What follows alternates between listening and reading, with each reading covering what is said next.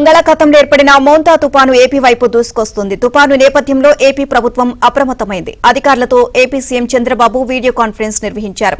CM చంద్రబాబుకు ప్రధాని Modi phone చేశారు. మోంతా తుపానుపై ప్రధాని మోదీ ఆరా తీశారు. పూర్తి స్థాయిలో కేంద్ర సాయం ఉంటుంది అని స్పష్టం చేశారు.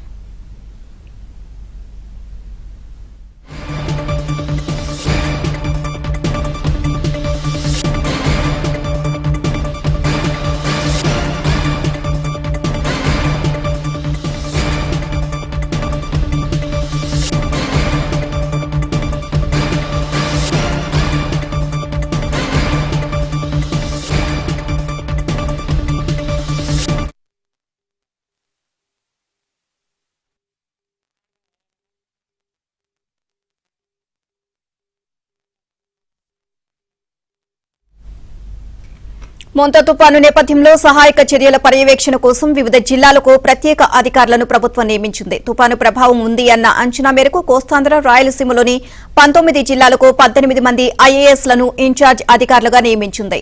సహాయక చర్యల కోసం తీర ప్రాంత జిల్లా కేంద్రాల్లో 9 ఎస్డీఆర్ఎఫ్, 7 ఎన్డీఆర్ఎఫ్ బృందాలు సిద్దంగా ఉన్నాయని పేర్కొంది.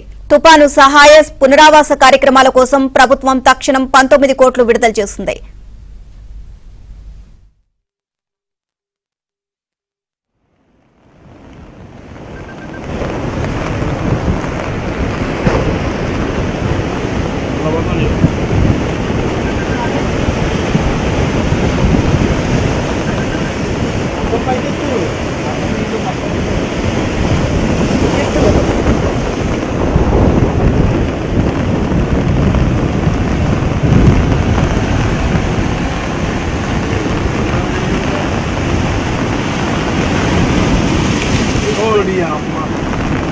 దాకా రాలేదు.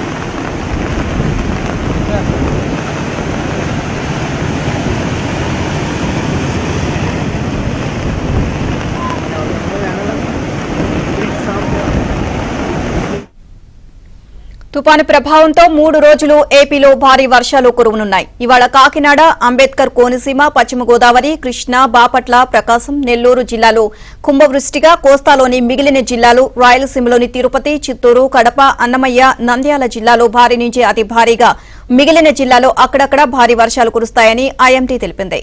రేపు ఉత్తర కోస్తా, ఉభయ గోదావరి, ఉమ్మడి కృష్ణా, గుంటూరు జిల్లాలో కుంభవృష్టి వర్షాలు కురుస్తాయి.